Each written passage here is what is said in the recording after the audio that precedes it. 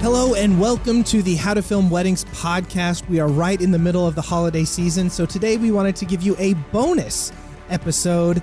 My name is Nick Miller, and I am joined with John. John, how you doing? I'm doing really good, Nick. Happy holidays to you and to your family. Oh, well, thank you. Thank you. They greatly appreciate it, and they took those words to heart because I'm sure they'll listen to them.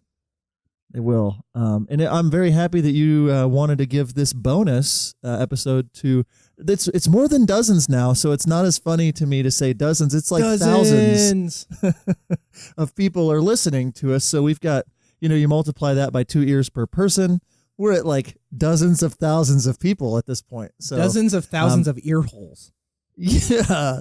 So yes, I mean, happy holidays to all of them and to you. And I'm excited to have this bonus episode. What have you been up to lately? Oh, well, I am editing. So we finished our last wedding for 2018 about a week ago. And so I'm kind of on an editing course. My goal is to get 4 wedding films finished before my wife and I head to my parents' house in Colorado Springs for Christmas. I have one totally done, sent off to the couple. I have another one where I actually finished the edit this morning. My wife's going to color correct it either tonight or tomorrow, and then I'm going to get it on the other. So I think it's a reachable goal if I can just, kind of buckle down and focus. And then after that, I will have 6 more to edit before. The fall really, we did a few corporate jobs. Like we did some other stuff, and then there were just some other projects, and I don't know if I was tired or started a podcast. Yeah. So I kind of got behind a little bit, but I'm only behind in my mind. Like I'm not behind delivering on my clients, that kind of stuff. So we're still good. So where are you at this season in editing? Right. So yesterday I finished the last edit that I'm going to edit in 2018. We're recording this a little bit before Christmas, the Christmas Eve, Christmas holiday. So I'm going to take the last 2 weeks of the year off, just spend time with family. And so I finished that edit. The couple loved it. I have 5 wedding films to start whenever I get back in January. So I have 5 in the queue from November and December, and have just strategically put, yes? You were making a big deal when I said, when I get back, I'll have 6. And you were like, whoa, buddy. And you have 5. Well, so it's it's not not like total. You're saying you're going to knock out 4 more before you do your 6 more. Okay. So you have 10. Well, okay. To clarify, I finished number 10, so now I only have 9. Okay. So yeah, which is not terrible. I'm just saying I got to a point where it's like I got everybody done through October. My November and December weddings, will start editing them in January. So I won't be behind either, but 2 weeks with family, that's what's coming up with me. So that's good. That's good. So yeah. So today we were talking, if you want to jump into it. For 2019, 2019 is right upon us. It's days away at this point. And as we're all thinking about everything for the new year, all that good stuff, we were thinking of just ways to improve our business. So this episode, Nick, tell them what it's called. We are going to talk to you about 5 ways to improve your business in 2019. So these are things that John and I just brainstormed on, things that if you maybe implemented in your business or started doing, that's the same as implementing, it will take your business to another level, we believe, and eventually help you ultimately make more money and just improve your life and your business. So we're just going to jump in and talk about 5 ways to improve your business, and I'll go ahead and just kick it off. Nope, John's going to. I'm not going to kick it off, but I just want to throw it out there that this is not the top 5 in order like David Letterman style, 5 down to 1. This is just 5 things that we narrowed down that we're going to do in our businesses, so we're going to chat about that a little bit, back and forth about these 5 things and things that maybe will help you as well.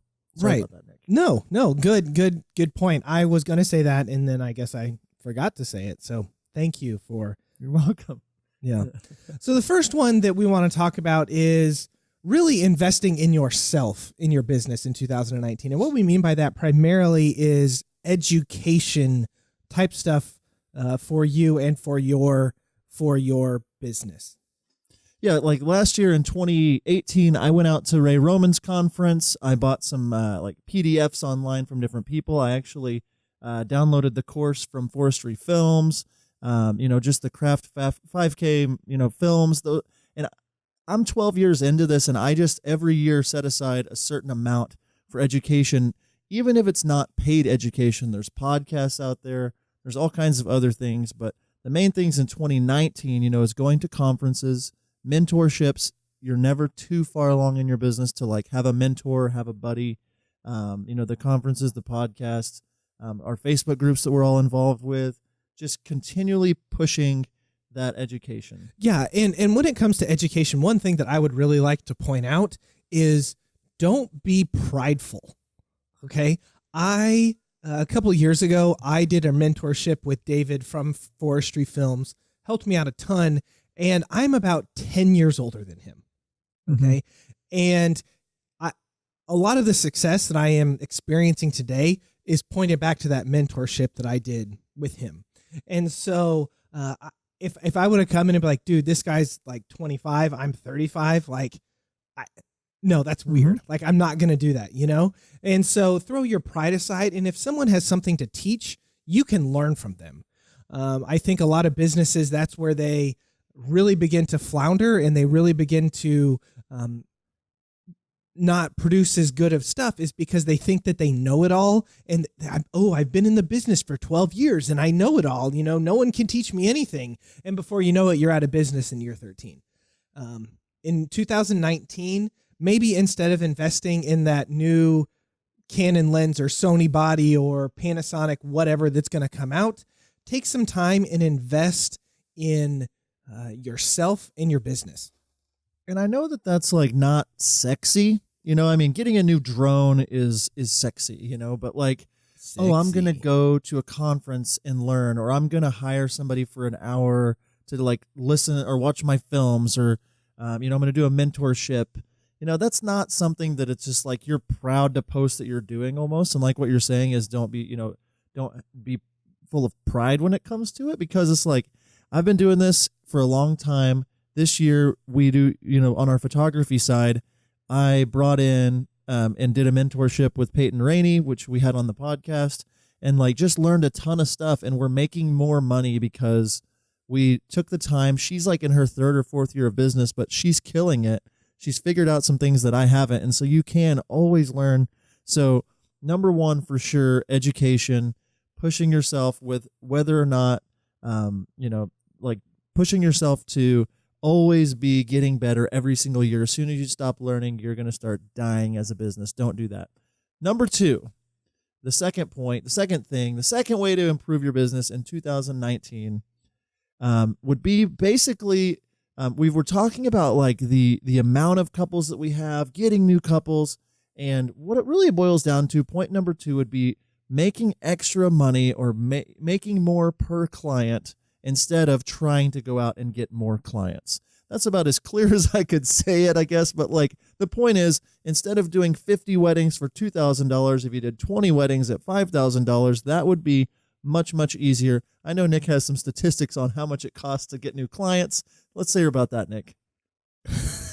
The only thing that I know about statistics and new clients and stuff is that Ryan once on The Office told Michael that it was 5 times more expensive to get a new client as opposed to using old ones. So that's the statistic that I have. It's right. And it is true. I mean, if you think about it, the clients that you have, if you're able to serve them better, if you're able to do more for them, to get a little more practical, there's things that you can do with your bride and groom and their families to make more money off of each wedding.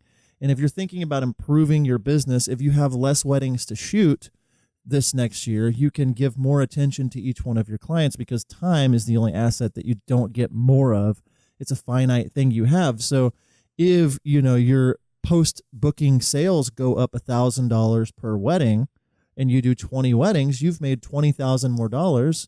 And instead of shooting, 5 weddings or 6 more weddings, 7 more weddings to get that $20,000, you're able to do that. We had a bride in here in the office last week on our photography side of things, and we do sales after with prints and different things. And she spent $4,000 on prints and books and all these things. And that's the same for us as booking another wedding. You can do the same kind of thing with your wedding videos, whether that be raw footage or adding length to films or making a doc edit, or all the things that you can think of doing.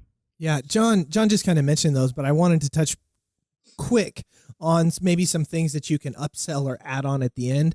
I know when I first started in wedding video, I thought, oh man, photographers have it so much easier when it comes to afterward sales, because they can do prints and they can do books and they can do all of this kind of stuff. But what can we do? Well, if you are not selling raw footage in 2019, you are missing a big chunk of potential money. And Totally. because all it costs you is a hard drive, which you can get a 1 terabyte hard drive off of Amazon for like $40. Okay. $40. And then you sell it for $500, $600. I mean, there's people that sell it for $1,000 or $2,000, and then you just give it to them.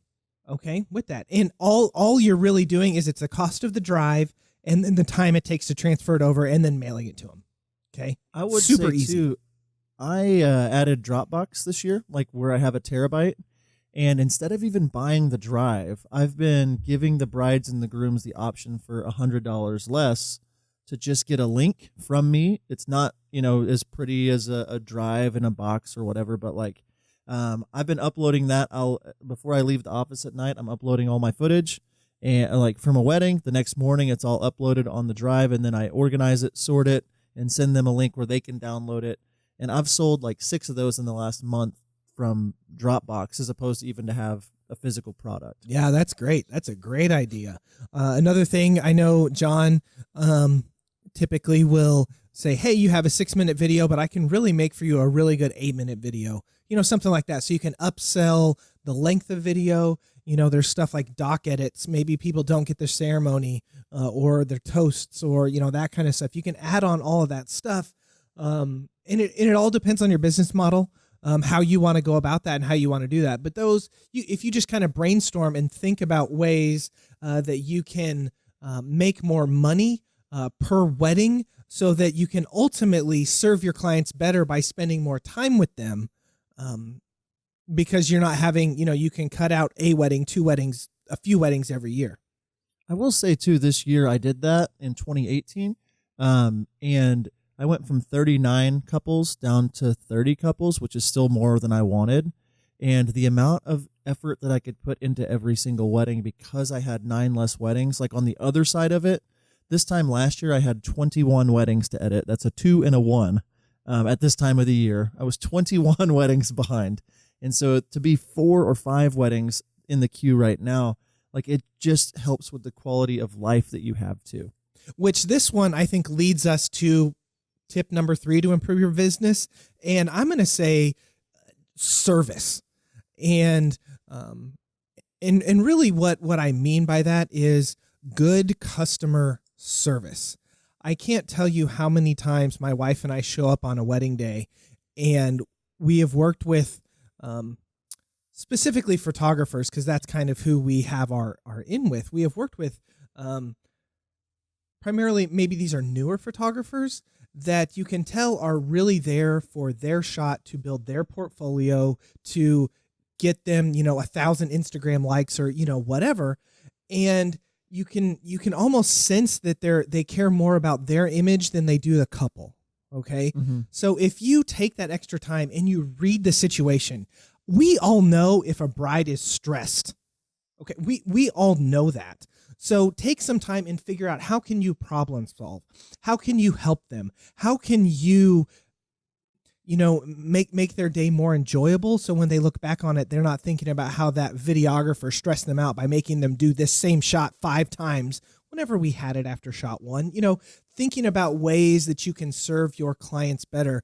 And maybe, kind of bringing us back to point number 2, maybe you can serve your clients better by upselling them. Ding, ding, ding, ding. Right? Upselling them so that you just don't have as many, so that you can spend more time with each one. But that's a big thing my wife and I really believe in and really preach, is service of your client. treating them well, treating them good, so that it's nothing but a positive taste that is left in their mouth. On the service side of things, like I just look at it like the lens that I'm looking through the day shouldn't be the how can I make John Bunn look great as a wedding videographer lens. The lens needs to be how can I serve this couple? I am serving them by providing the most creative and best shots that I can, but I personally don't take myself so seriously that like I can't read a situation or help. Like when I first get into the room, I usually don't even have a camera on me. I just walk in, I say hello, I talk to the bride for a second, I give her a hug, I say I'm here early. I'm just kind of giving her, like from the very first second, it's like if you guys need anything, please ask me or my assistant. We will be able to help you. We'll go get them a glass of water. We'll go get them food. We text them the morning of the wedding, the night before, just saying, hey, do you need anything? And there's a million different examples on the service side of things. That's just on the wedding day. But like from the moment that they even inquire with you, I mean, if you're serving them and helping them understand what you do, helping them understand what products you offer, not overselling them because you know they have a bigger budget or anything like that. I mean, it's just service from the very beginning to the very end. And if you do that over time, like we've talked about, it really, like by the time the couple is done, like with their wedding, the couple I just sent their film, like what they post about you and what their feeling is toward you, you know, the old, like you've heard it where people don't remember what you say, they remember how you made them feel. The service side of things is just that. So the filter for, you know, our business in 2019 is like, how can we best serve this customer and how can we best take care of them? Yeah, that's great. You know, how are they going to feel whenever they are done working with you? Is it going to be a positive situation, or is it going to be one that, you know, they kind of wish that they wouldn't have worked with you? You know, you obviously don't want to be in that second one. So right from the beginning, service, a thing that my wife and I have started doing is sending little welcome gift boxes, you know, from this website called Greetable, which you should check out. They're a little amazing little, I mean, it's a little trinket thing, you know, and you write a note in there, but it just lets them know that we're thinking about them, communication with them, educating them about what they are getting, so that, and I think that that's serving them well, is letting them know up front what they're getting. And so they're clear on that, so that whenever you deliver the final product, they're not upset with you because they thought that they were getting something that they weren't. Doing everything that you can to make sure they're on the same page. A big service thing that we have done this year is the same day edit at the reception. That's a personal thing. I know a lot of people may or may not want to do that or want to try that, but we have just found that that is a great way that we can really impress, but also give our clients something that they will truly love and appreciate on their wedding day. Also, not even just the bride and the groom. I mean, their families, number one. Like, how can you serve? I mean, you know, I think about the mother of the bride. I think about my wife, and we have little daughters. I'm thinking, how can I best serve mom? How can I best serve dad? You know, just being empathetic and thinking about the people that are there. You know, if there's grandma trying to get into a chair and she's not able to get down, and like help. It goes a long way with people if you just are actually thinking, how can I serve the people around me? And then on the other side of it, the vendors. I mean, how can in 2019, how can you serve the vendors, the professionals that are referring you? What can you do for them? What do you do anything now, Nick? Or are you thinking about doing more stuff for vendors in 2019? Yeah, so one thing that we have really tried to do this year, and you know, it's kind of like it goes in spurts, or it really kind of depends on how busy we are, truthfully. So it kind of goes in spurts, but you know, I'll try to put together a little, you know, 15, 20, 30-second clip of, you know, the makeup artist, you know, doing her thing, or you know, of the reception hall to give to the planner and the florist and the venue, you know, something like that. You know, just here's a little clip that you guys can use however you want. If you don't want to use it, fine, I don't care. But you know, just to give them something to serve them for their business. Yeah, and like again, that's one of those things where I know everybody's not going to have necessarily the time to like export out, you know, 10 videos per wedding. Or another thing too, that like if you don't have the time for that, would be just like the wedding that I just finished. It's like I'm going to send a little Dropbox link of the film to not only the bride and groom, but like to the list of vendors, and I can blind carbon each of them with a copy and paste just list of like, here's the whole vendor list, taking great care of the wedding planner. There are certain people that it's like I am going to, give a gift every now and then, or make sure to know that their birthday isn't, like I want to have these relationships with these vendors because I really like they've become friends. And that's the thing is like we want to serve people even if it doesn't get us anything. I saw a post a couple months back about like a DJ that wanted some clips, and the guy was asking like, how much should you charge? And it's like, most likely you're never going to get anything from that DJ. Maybe you are, but like just spending 10 extra minutes to hook somebody up, if you do that enough, sooner or later, it's just going to be good for you. Even if it doesn't make you money, it's like you really want to just, that's the heart of our business is we just want to serve. Yeah, I was actually watching this Gary V speech at some video conference, like YouTube conference. I don't know what it was called, but he said, whenever I talk to any creators, this is what they say. How can I get more subscribers? How can I create better content? How can I reach all these people? How can I, do all this stuff? And he was like, guys, the moment that you shift your thinking from how can I get to how can I help, like big things are going to change and big things are going to happen in your business. So there's a little tip for your 2019. Shift your thinking from how can I get to how can I help. And a way that maybe to segue into our next point, which is number 4, is do you really need that gear? Okay.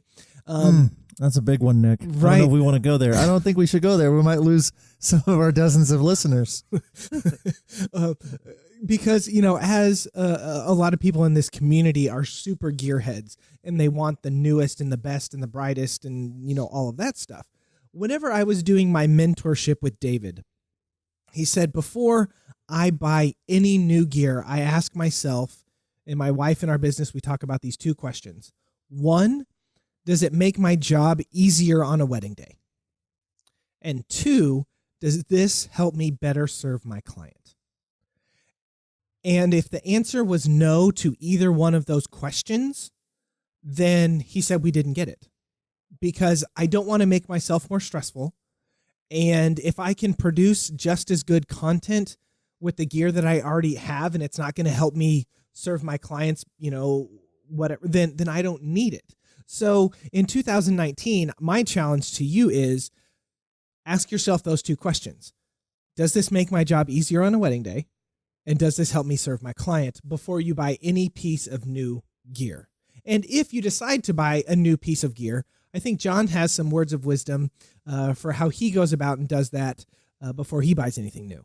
I will always take you up on your opportunity to give words of wisdom. I don't know if they're actual wisdom, but yeah, I've become in this is now our 13th year. Like I've seen it from the when the 5D Mark II was released until all the way till 2018, 19. Just every year, there's always something that you have to get, and I would always buy the thing that was the thing to get, and I would have it, and it would be great.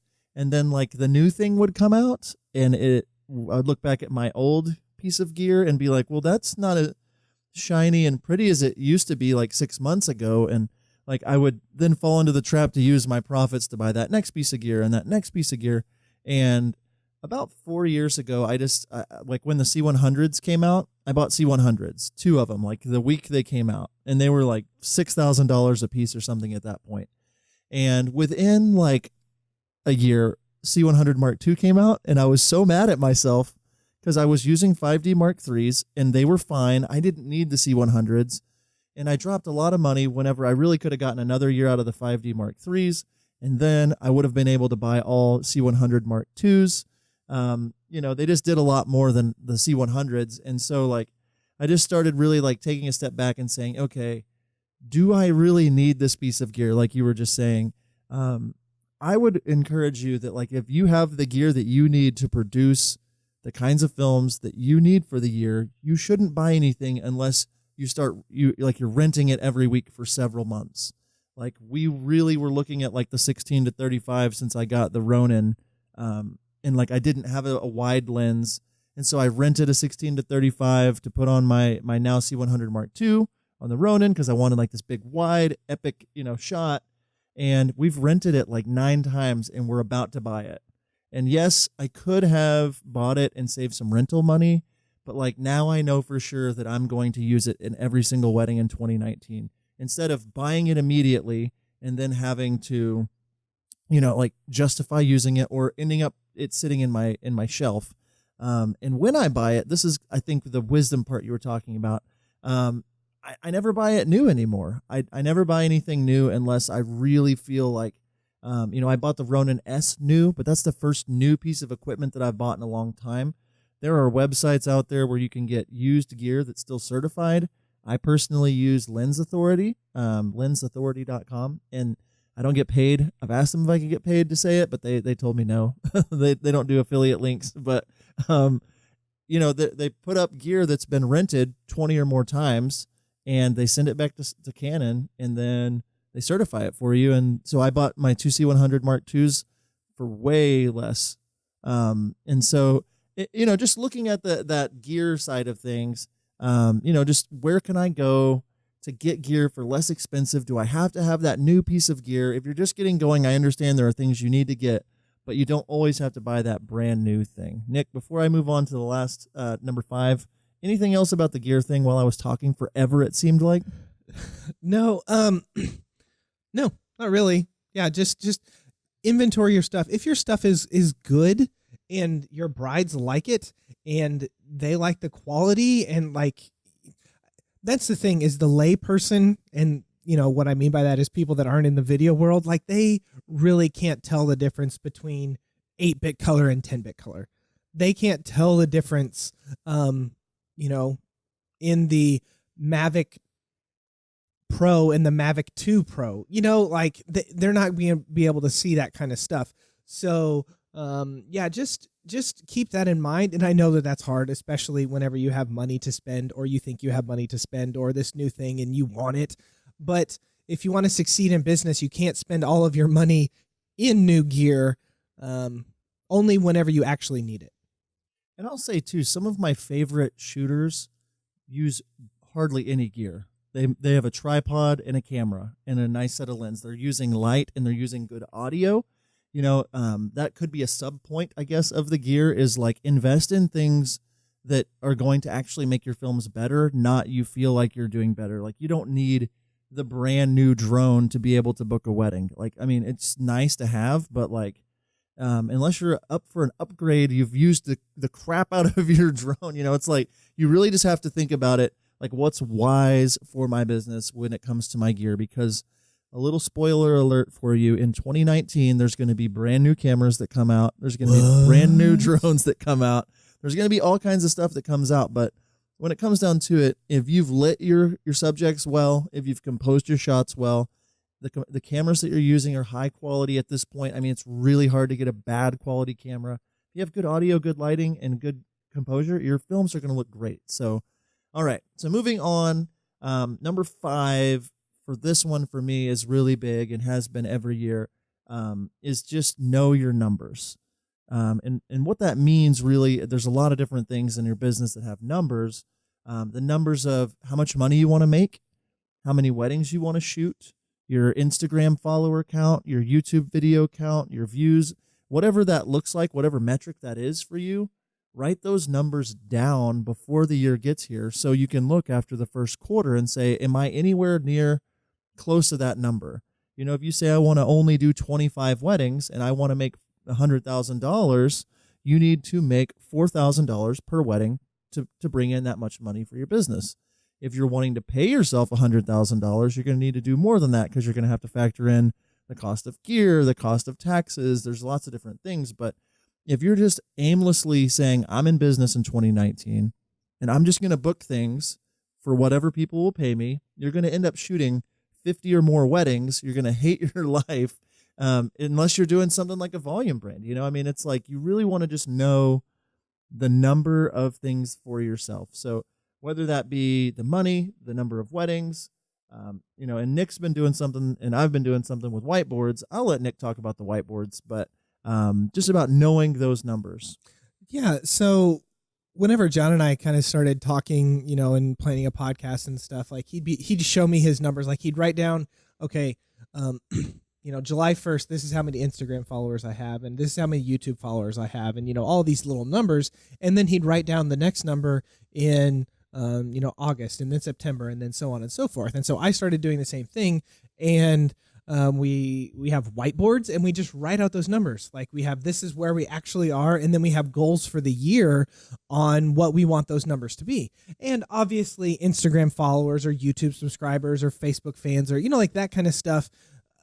I mean, do you have a successful business because you have 12,000 Instagram followers? I mean, maybe not, but it can show you that what way stuff is trending. And if you have a goal of 25 weddings to shoot in 2019, and in February you only have 3, okay, something has to give, in March, or, something has to give, and you can see that, because a lot of times when you don't write stuff down, you kind of know it, but you kind of don't know it.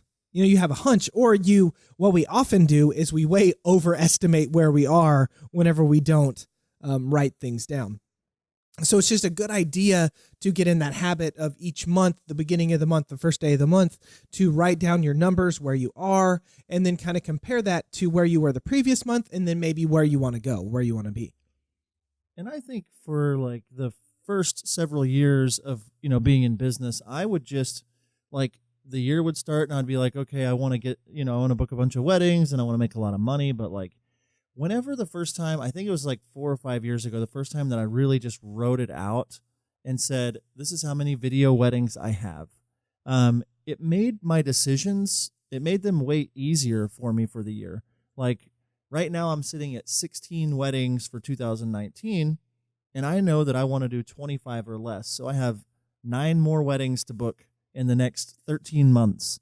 So I'm heavily considering a price raise because I don't want to book 20 more weddings. I have 16 already. I'm confident in my business and myself, knowing that the 16 are there. This time last year, where was I? This time the year before. And once you have these numbers written out, you can kind of look back and see what's trending. You can see, one of my metrics is how many weddings did I book this month? And I know that January and February are some of my biggest booking months because of the holidays and people getting engaged. That I know that I'm already at 16, January and February, I could book all the way to 25. I want to make sure that I know those numbers. And as soon as I do know those numbers, it makes it really easy for me when a bride calls and says, hey, John, I've only got this much money. Could you give me a deal? Could you, even if I really like them or want to help them, I have to look at it and say, you know what? I only get so many weekends per year. Knowing my numbers has helped me confidently raise my prices and yield more, money per wedding because I've been able to say no. Yeah, that's great. And we actually hit just this week our first major booking goal for 2019, which was 20 weddings. And so my wife and I have done a significant price raise increase because we know those few weekends that we have left, because we want to do about 25. We need to make it worth our time and our energy and our money so that we can better serve our clients in the long run. So those are our 5 ways that you can improve your business. Talking about education and ways that you can maybe make more per wedding service. Do you need the gear? And then knowing your numbers. John, do you have any other quick tips or things that you would like to add to this conversation, or go back to what you were just saying, because I kind of cut you off? No, I'm used to it by this point, but I really just think that there's so many things that you can be working on in your business. The businesses that are going to be here in 5 years are the ones that are doing these things. Yes. And when you just take a step back out of your business instead of working in it, and ask yourself, what do I need to be doing to be working on my business? What is it that you need to do that you've been putting off that you're gonna get to? What is that thing? And I would ask each of you listening to really just do some soul searching when it comes to that. It's like, what is it that you've been wanting to do that you don't do anymore? In 2019, go do it. Go get it done. Like, if you need to put in extra hours, or if you need to, whatever you need to do to reach those goals, because before you know it, it'll be the end of the year again, and you'll be saying, I wish I would have done that this year. So knowing, all these different 5 points are just the very tip of the iceberg, but looking at your business as a whole and saying, what can I do to improve it in 2019? I took this business course one time, and the lady said that these are like Harvard graduates, in like business school or whatever. And the professor said it was like some like 20-year study. I mean, it was something crazy at some East Coast Ivy League school. And they said basically the point was they had them write down their goal for the next 20 years in their life. And then they went back and they reviewed it 20 years later. And they said that we'll say 100, of the 100 people that did this, only 70% had somewhat achieved that goal. And of that 70% that somewhat achieved that goal, it was like 5% like went above and beyond what they wanted to do. And the thing that they figured out is the 70% that achieved it, they actually wrote down their goals. Okay. Like there's actually something to write it down. And then of that 5% that like went above and beyond, not only did they write down their goals, they daily or weekly reviewed them and looked over them and reminded themselves of them. That's awesome. And so in 2019, as we're thinking about ways that you can improve your business, and don't look up that statistic. I might have kind of fudged the numbers, but you get the point. Okay, if you actually write down your goals for the year and then review them and think about ways that you can improve them, your business will only flourish. Thank you guys so much for listening to these 5 ways to improve your business in 2019. For those of you that are celebrating, happy holidays. Again, thank you so much for listening to this podcast. We are super excited for where things are going to go in 2019. And until next time, see ya. See ya. Bye.